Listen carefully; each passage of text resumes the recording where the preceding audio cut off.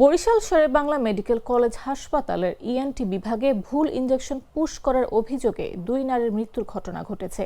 রোববার সকালে হাসপাতালের 4র্থ তলায় এ ঘটনা ঘটে। নিহতরা হলেন পটুয়াখালীর কলাপাড়া উপজেলার শেফালী বেগম এবং বরিশাল নগরীর কাশীপুর এলাকার হেলেনা বেগম। তারা দুজনেই ইএনটি ওয়ার্ডে চিকিৎসাধীন ছিলেন। স্বজনদের দাবি, শেফালী বেগম গালে টিউমার জাতীয় সিস্ট এবং হেলেনা বেগম থাইরয়েডের সমস্যায় হাসপাতালে ভর্তি ছিলেন। রোববার তাদের অপারেশন হওয়ার কথা ছিল। সকালে ওয়ার্ডের সিনিয়র স্টাফ নার্স ভুলক্রমে তাদের শরীরে অ্যানেস্থেসিয়ার ইনজেকশন পুশ করেন। ইনজেকশন দেওয়ার কয়েক মিনিটের মধ্যেই দুজনের অবস্থার অবনতি হয় এবং তারা মারা যান বলে অভিযোগ স্বজনদের। এ ঘটনায় ক্ষোভ প্রকাশ করে দোষীদের শাস্তির দাবি জানিয়েছেন স্বজনরা। তবে অভিযুক্ত নার্স জানান, চিকিৎসকের ব্যবস্থাপত্র অনুযায়ী তিনি ইনজেকশন দিয়েছেন। হাসপাতালের পরিচালক brigadier general doctor A K. Mashiul Munir জানান, অপারেশনের আগে অ্যানেস্থেসিয়া ইনজেকশন দেওয়ায় এই দুর্ঘটনা ঘটতে পারে। ঘটনাটি তদন্তে 3 সদস্যের একটি কমিটি গঠন করা হয়েছে। আমাদের ভুল ভ্রান্তি ক্ষমা করেন, এরকম তো হয় না। চাকরির লাইফে 26 বছর বয়স চাকরি। আমি কোনো ইনজেকশন স্যার পুশ করি নাই, পুশ করছি আমি ম্যাডাম।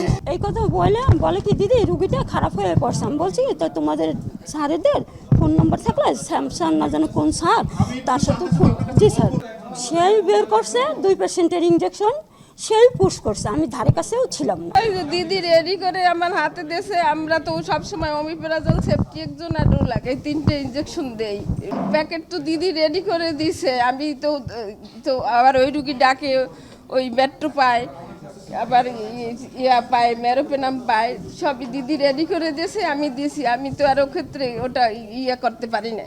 এভাবে বললে আমি কি বলবো, কিভাবে কি হয়েছে আমাদের ক্ষমা সুন্দর দৃষ্টিতে দেখেন। আমার আত্মীয় স্বজনও যদি হইতে এরকমের যদি মৃত্যুসজ্জায় শায়িত হইতে, তাহলে সেটা তো কেউ মেনে নিতে পারে না, তারাও তো মেনে নিতে পারছে না। আমাদের ভুল ভ্রান্তি ক্ষমা করেন, এরকম তো হয় না। চাকরির লাইফে 26 বছর বয়স চাকরি, কোনোদিন তো হয় না এরকম। থাইরয়েডের পেশেন্ট ছিল, তাই ওনারে ভর্তি করছে, অনেক দিন হয়ে গেছে। তা আজকে সকালে তার অপারেশন ছিল না, সিস্টার গেছে নাকি ইঞ্জেকশন দিতে। তো ইঞ্জেকশন উনি যে অত দ্রুত দেয়, রুগী তো আমাদের সুস্থ। রুগী বলতেছে এত তাড়াতাড়ি দেন কা, আস্তে আস্তে দেন।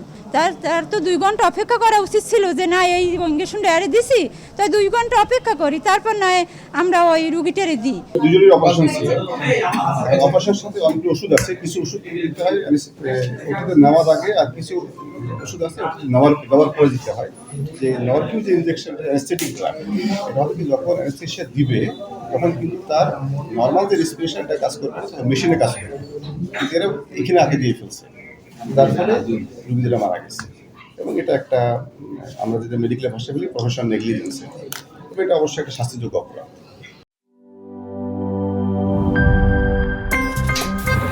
আমার একটা স্মার্ট সিদ্ধান্তে 25% গ্যাসের খরচ কমেছে। ভাবছেন কিভাবে? সাধারণ গ্যাস স্টোভ বদলে আমি এনেছি আরএফএল গ্যাস স্টোভ। এর সাইন্টিফিক নজল ও ব্রাস বার্নার ক্যাপ সমানভাবে তাপ ছড়িয়ে রান্না করে দ্রুত। তাই গ্যাসও বাঁচায় 25%, টাকাও বাঁচে 25%। আরএফএল গ্যাস স্টোভ, নিরাপদ ও গ্যাস সাশ্রয়ী।